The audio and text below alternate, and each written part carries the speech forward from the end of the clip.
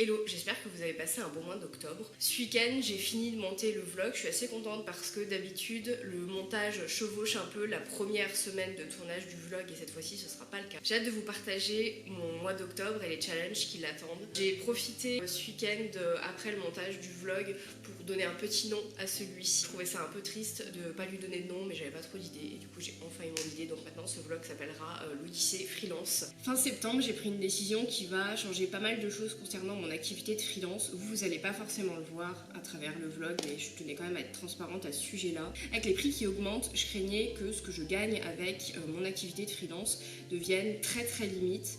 Donc par mesure de précaution, je me suis pris un travail à côté. Ça m'ennuie forcément d'avoir dû prendre cette décision et j'espère que j'ai pris la bonne décision.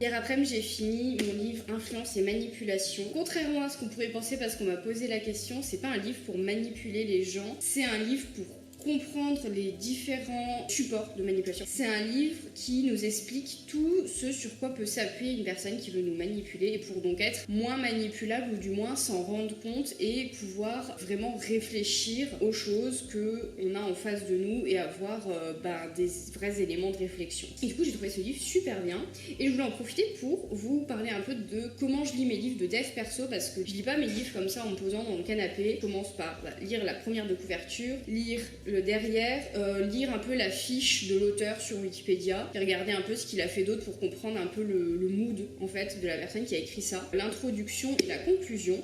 Et seulement après je vais lire le bouquin et quand je lis le bouquin je le lis pas vraiment chaque ligne, je lis le début de chaque paragraphe et si un paragraphe est intéressant je le lis en entier, sinon je saute parce que dans les livres de développement personnel on dit qu'il y a que 20% d'informations en plus et les 80% qui restent on le retrouve tout le temps. Et moi je trouve aussi que les livres de développement personnel écrits comme celui-ci c'est des livres où il y a énormément d'exemples et je trouve pas ça forcément très intéressant de lire 40 exemples sur la même situation. Les exemples je les feuillette rapidement et je passe vite au concret et ensuite quand je lis je fluote quand c'est intéressant. Après quand j'ai fini de lire le livre je relis toutes les parties que j'ai trouvées intéressantes et je les note sur ma page Notion qui est dédiée à chaque bouquin. C'est comme ça que je lis mes livres de dev perso. Je lis pas tous mes livres comme ça dépend des livres. Par exemple les livres de plus de connaissances où j'avais lu un livre sur le copywriting, là j'avais vraiment tout lu. Ça fait 3 semaines que je travaille à côté. Je me rends quand même compte que je suis beaucoup plus lente. De base j'ai tout mon temps. Là j'ai vraiment une journée full et des fois j'arrive à travailler à peu près 1 heure le matin. J'ai commencé à faire le meuble à musique du coup de mes grands-parents. Je n'ai toujours pas fini la modélisation. Il faut que je fasse la texture mais je vais faire ça le mois prochain et je vais le faire sur Substance. Demain je vais au vernissage de la dernière expo du musée d'archéologie nationale. J'avais fait leur expo en 3D pour les aider à visualiser à quoi allait ressembler l'exposition. C'est de la scénographie 3D. L'objectif c'est de faire les vitrines à l'échelle, d'avoir la pièce à l'échelle et comme ça on voit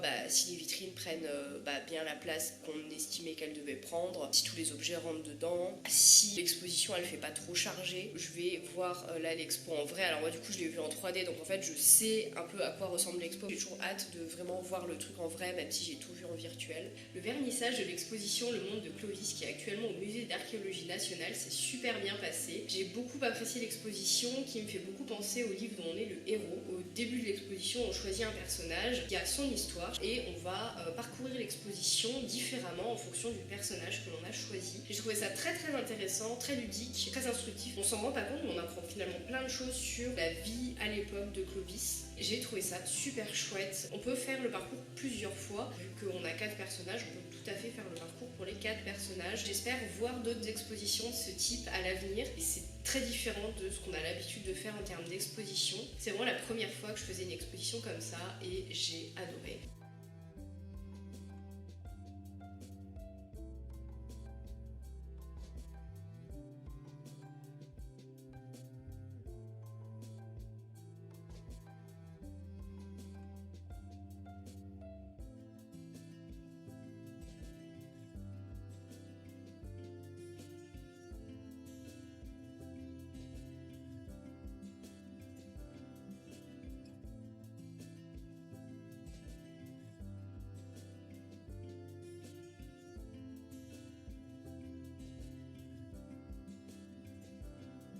Aujourd'hui, je me concentre sur l'écriture des textes pour mes posts LinkedIn du mois de novembre. C'est l'opportunité de vous parler de comment je gère mes réseaux sociaux. Pour mes réseaux sociaux, j'utilise Notion comme support pour m'organiser. Récemment, j'ai changé en fait la façon dont je m'organise pour les réseaux sociaux. Au départ, j'avais juste un calendrier dans lequel on allait retrouver le nom du post, l'objectif du post, le pilier de contenu, son état et la date à laquelle ça allait être posté. Et bien évidemment, quand on clique sur le titre du post, on allait retrouver le texte du post s'il y avait du texte. Le problème avec cette façon de faire pour moi, pour réutiliser les posts, je trouvais pas ça très pratique parce que du coup j'écrivais mon post dans Notion. Et si par exemple je voulais écrire un post sur Instagram et quelques mois après le mettre sur LinkedIn, je trouvais que c'était pas très pratique. L'autre souci, c'est que pour mes projets de 3D, c'était pas du tout adapté parce que moi, mon objectif à travers mes projets de 3D, c'est de me faire une collection de sets de 3D que je peux réutiliser dans le travail. Et ça, c'était pas du tout adapté parce que je me suis rendu compte au bout d'un an à utiliser donc un calendrier éditorial standard que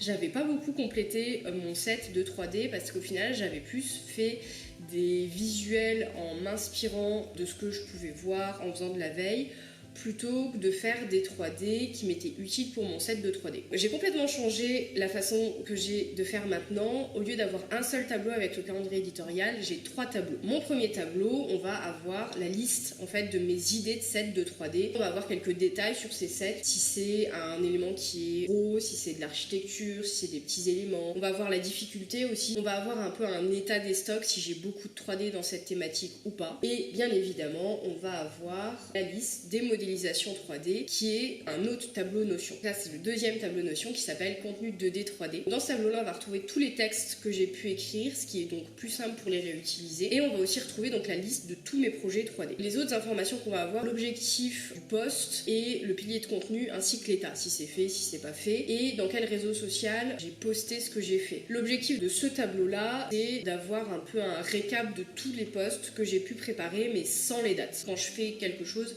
je le publie pas forcément sur tous les réseaux sociaux à la même date. À partir de ça, j'ai un autre tableau qui est donc le tableau calendrier éditorial où là on va avoir les dates, si c'est posté ou pas, si c'est programmé ou si c'est publié, sur quels réseaux sociaux c'est publié, quel est le contenu relié sur le contenu 2D 3D et la date à laquelle ça va être publié. C'est plus pertinent, j'avance bien mieux depuis que je fais comme ça, surtout pour mes projets perso parce que du coup j'ai un récap de tout ce que j'ai fait, donc c'est facile pour moi en fait de voir ce que j'ai pu faire et de trouver des idées aussi. Pareil pour les textes, c'est vrai quand je veux reprendre des textes, du coup c'est plus facile de les retrouver. Parce que je trouvais que pour moi ça faisait un peu brouillon d'avoir qu'un seul calendrier.